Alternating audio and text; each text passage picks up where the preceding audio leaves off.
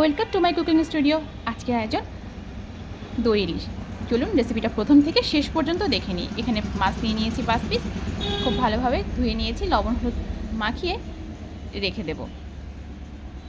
সরিষাটা ready করে নেব। এখানে নিয়ে নিয়েছি 1 টিস্পুন পরিমাণ কালো সরিষা, আর নিয়ে নিলাম 1 টিস্পুন পরিমাণ হলুদ সরিষা, আর দিয়ে দেব 1 টিস্পুন পরিমাণ পোস্ত। পোস্তটা না দিলেও টেস্টে তেমন কোনো হেরফের হবে না। এখানে জল দিয়ে ভিজিয়ে রাখবো 10 মিনিটের জন্য। একটা মিক্সি জারের মধ্যে দিয়ে দিলাম, আর দিয়ে দিয়েছি 4-5টা কাঁচামরিচ, দিয়ে রেখে দেব।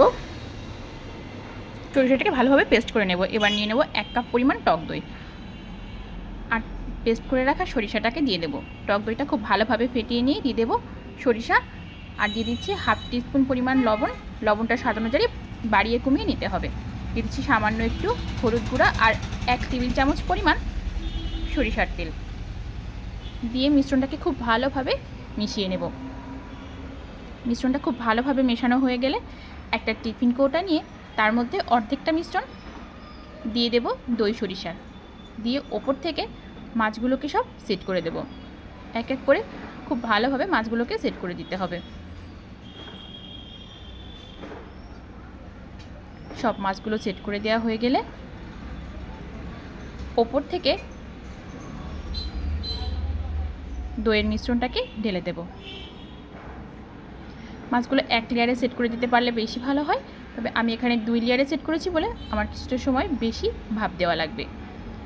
ওপর থেকে কয়েকটা কাঁচামরিচ দিয়ে দিব, দিয়ে টিফিন কোটাকে ভালোভাবে এঁটে নিয়ে যাব ভাপ দেওয়ার জন্য। এখানে প্যানে জল বসিয়ে দিয়েছি, আর জলের মধ্যে খুব সাবধানে বাটিটাকে বসিয়ে দিতে হবে। দিয়ে একটা ঢাকনা দিয়ে ঢেকে দেব, আর ঢাকনা যদি ছিদ্র থাকে সেটাকে অবশ্যই বন্ধ করে দিতে হবে। মিডিয়াম লো হিটে আমি প্রায় 25 মিনিট মাছটাকে ভাপ দিয়েছি।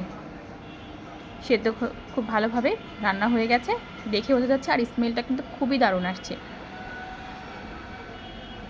একবার হলেও অবশ্যই এই দই ইলিশটা কিন্তু ট্রাই করবেন, খেতে কিন্তু খুবই সুস্বাদু হয়। গরম গরম ভাতের সাথে দই ইলিশটার নাম জাস্ট অদ্ভুত লাগে। আমার রেসিপিটি ভালো লাগলে অবশ্যই একটা সুন্দর কমেন্ট করতে ভুলবেন না। আজকের মতো এ পর্যন্ত।